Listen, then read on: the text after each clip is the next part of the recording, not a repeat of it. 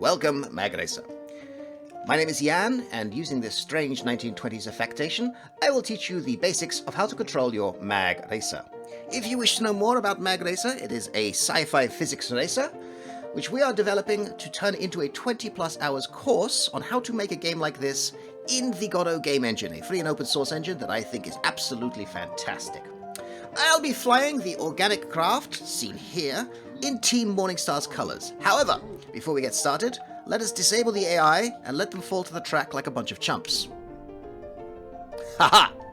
Firstly, you'll notice, my craft is bobbing up and down. This is not an affectation. It is not animated. This is actually happening. You see, here we are, floating in the void. This is a still screenshot.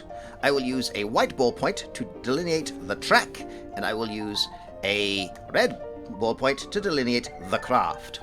The track is magnetized, 1111. The craft has a polarized magnetic field.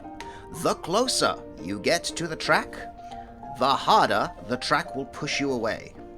This means, if I remove this snapshot, to demonstrate how to use this to your advantage, let me turn on my controller overlay.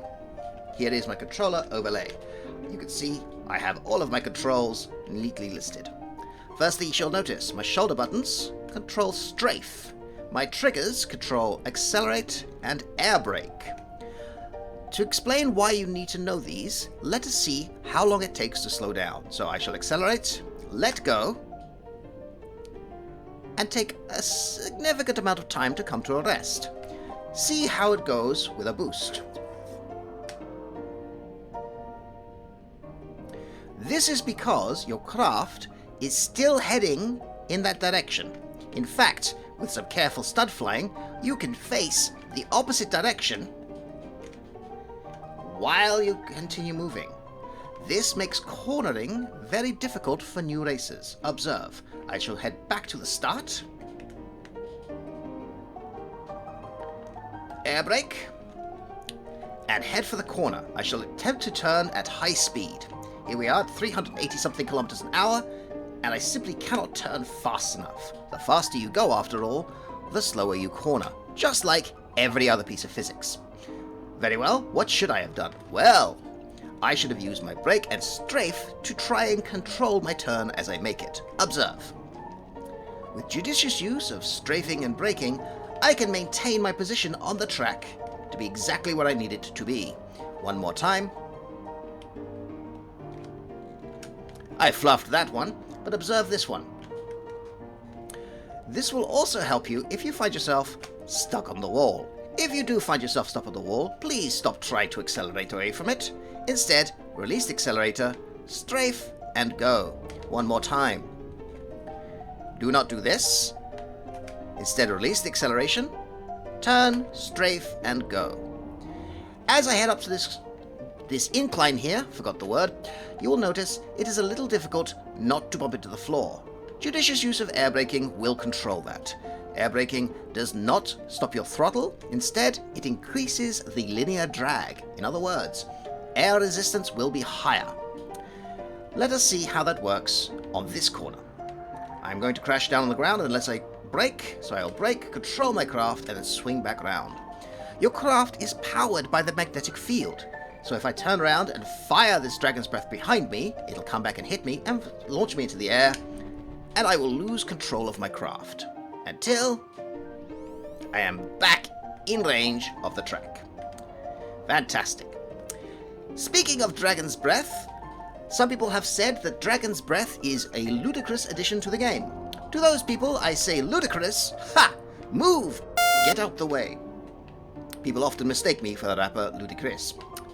Instead, I would suggest there are 3 ways of dealing with the Dragon's Breath. To wit, you may use a shield recharger, you may stop while you are thrown into the air, or you may burn. Using a shield recharger will create a little bubble around your craft, which will render you immune to the charms of the Dragon's Breath by Verm Technologies. Stopping when you're thrown into the air will limit the chances of you flying off the track and having a very bad time indeed. Burning and crying like a 7-year-old who has just been told there is no more chocolate will make you feel bad, but it is an option available to you. So here we are, back at the race. Once again, I am flying the Organic Craft with Team Morningstar. Let's see how we do.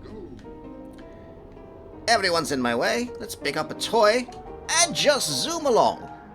A little bit fast, but a little careful use of brake and strafe, and I can take the corner just fine. One more time.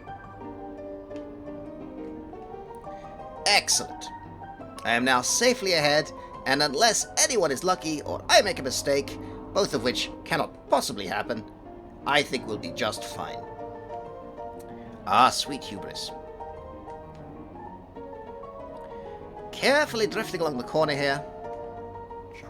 I have a shockwave, which is no real use to me. Let's get rid of that. And miss more weapons. So brake! And you'll see I have not flown over the edge, and I've lost far less of an advantage than I had originally. However, Team Aegis has it coming. Goodbye, Aegis. Just strafing through the chicane. Keeping an eye on the center here, where it's nice and flat, and I have some chance of not bouncing into the air like some rabid yo-yo. That concludes our little tutorial. I hope you've enjoyed yourself. Please do consider backing our Kickstarter. You'll find the link at the bottom of this video. Meanwhile, I have been Jan. Thank you, and I shall see you next time.